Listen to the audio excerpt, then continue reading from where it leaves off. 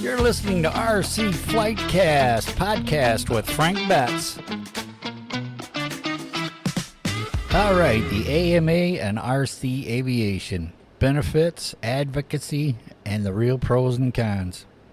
Hey, RcFlightCast listeners. Say that 3 times real fast. Welcome back to the show. Today, I've got a deep dive into topics that every RC pilot beginner season should have on their radar. We're talking about the Academy of Model Aeronautics, or the AMA. Maybe you've heard of it, maybe you've thought about joining, or maybe you're wondering if it's even worth it in 2025. We're going to break this down in full, what the AMA is and its mission, the benefits you get as a member, the insurance, because that's a biggie, and what the AMA is doing to fight for RC hobbyists like us. And yes, we'll take a hard, unsugar-coated look at the pros and cons of being an AMA member today. By the end of this episode, you'll know exactly whether the AMA is right for you. So let's get rolling. What is the AMA? The Academy of Model Aeronautics, or AMA, has been around since 1936. That's almost 90 years of representing model aviators, from free flight balsa gliders to today's sophisticated drones and FPV quads. The AMA is essentially the national governing body for model aviation in the U.S. They're based out of Muncie, Indiana. That's just south of me. I'm up in Michigan. Where they host not only their headquarters, but a massive flying site and the National Model Aviation Museum. Their mission: to promote the safe operation, education, and community of model aviation while representing us in front of government regulators like the FAA. I know all about the FAA. I've got a private pilot license I got back in 75, and the FAA can be your friend, or the FAA cannot be your friend. You just want to follow the rules, that's all I know. So, enough said about that. I could do a whole new podcast on that one. But anyway, they create the safety codes, they charter local clubs, and they're a key player in keeping our airspace accessible for RC hobbyists. And what you get when you join the AMA, now let's talk about brass tacks. And what do you get when you join the AMA? Number one, insurance coverage. The number one reason most pilots join is for the insurance coverage.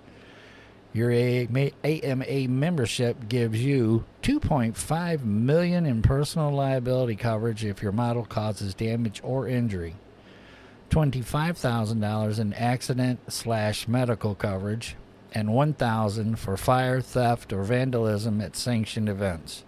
Whether you're flying a 60 Nitro Warbird or a 3D printed EDF jet or a 5-inch FPV quad, that insurance has your back if the unexpected happens.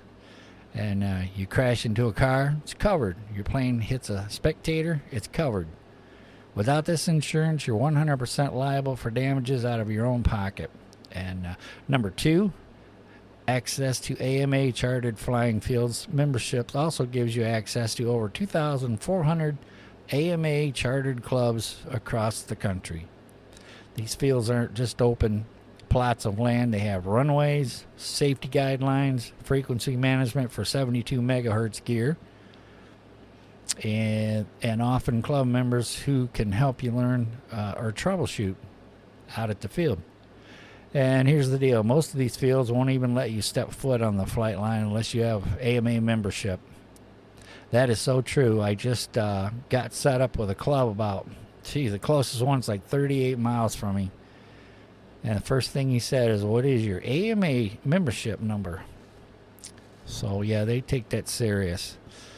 Let's see. Number three, competitions and events. The AMA sanctions countless competitions every year. Pattern aerobatics, scale modeling, pylon racing, drone racing, control line contests. If you're competitive or just want to be part of an organized event, AMA membership is mandatory. Plus, they run the National Aero Modeling Championships, or NATS, which is the Super Bowl of RC flying. Number four, advocacy and legal representation. Let's get real. With the FAA tightening up drone regulations and remote ID, flying isn't as carefree as it used to be. The AMA is our voice in Washington, D.C. They negotiate on behalf of hobbyists, too. So they protect airspace access, push back on overreaching laws, and secure exemptions for traditional model airplanes. For example, they're working to ensure that flying at AMA fields, also known as FRIAS, FAA-recognized identification areas. That means you won't need to slap a remote ID transmitter on your beloved warbird. And without the AMA, you're going to represent us. The FAA isn't. That's for sure. Number 5, education and scholarships. The AMA does a lot to promote model aviation to the next generation. They offer STEM education programs, scholarships for youth, and resources for schools and clubs. So if you're passionate about the future of the hobby, this is a big plus. Number 6, publications and resources. You'll also get a subscription to Model Aviation magazine. Monthly mag packed with flying tips, gear reviews, build logs. You can get that electronically or get a physical magazine per month. One or the other. But if you get them both, I think it's like extra $6 per year in your dues. But they have interviews with big names in the hobby. It's great bathroom reading, if you ask me. The cost current membership is $75 a year for adults, free for those under 19. Senior discounts for 65 and older, $75 a year. If you ask me, it's a fair trade for the insurance alone. The pros of AMA membership, let's recap and expand the big advantages. Liability insurance that could save your wallet. Nationwide access to flying fields and clubs. Event and competition eligibility. Legal advocacy, protecting your flying rights. STEM education and scholarships for the next gen. Ongoing publications and learning resources. FAA remote ID exemptions at sanctioned fields. The cons of AMA membership, but let's not pretend the AMA is perfect. Here are the legit criticisms and downfalls. Okay, number 1 is the cost. For some, especially casual flyers, $75 might feel steep, especially if you're just flying micro quads in your backyard. So true. If you don't compete or use AMA fields, the main draw is insurance, and not everyone feels they need it. 2, traditional focus. The AMA has historically leaned toward traditional RC, fixed wing, sailplanes, control line, and some FPV pilots feel underserved. Drone racers and freestyle pilots often see the AMA as out of touch with their needs. And number 3, limited field access in some areas. Not every region has a nearby AMA field, so you might pay your dues, but still end up flying in a park or on private land. Number 4, government advocacy. It has mixed reviews on that. Some critics argue the AMA hasn't done enough in FAA negotiations. Remote ID, in particular, has frustrated a lot of hobbyists, including me. That's ridiculous. That's a money grab. $5, you get a 3-year license. So every 3 years, you got to toss them another $5. Yeah, I know it's not much, but $5 is $5. People ask, why don't the AMA push harder for broader exemptions? Blah,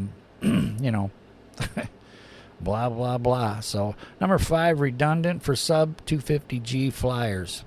And if you only fly sub-250-gram models like tiny whoops or small park flyers, AMA membership may feel unnecessary because FAA registration and remote ID don't apply. So, is it worth it? Here's my no BS take. If you fly anything over 250 grams, fly at AMA fields, or compete in any events, get the membership. The insurance alone is worth it. Plus, your fee helps fund the fight for hobbyist rights. If you're just flying a little foamy in your backyard, flying tiny quads, or you have no club field nearby, you might skip it. But just remember, one accident, one lawsuit, and that $75 would have been, a dirt cheap safety net. Okay, final thoughts. The AMA isn't perfect, but without it, the RC hobby in the U.S. would be a lot less organized, a lot more restricted, and a lot less fun. They're the firewall between us and losing more airspace, and for that, they deserve some credit. So there you have it, the full story of the AMA and RC Aviation, warts and all. And if you remember, let me know your experiences. If you're not, does this episode sway your decision? So email me at frontcentermusician@gmail.com. Love hearing from listeners. So stay tuned. I don't know what I'm going to be talking about next, but I'll think of something. So until next time, fly safe, fly smart, and keep that throttle steady. See ya.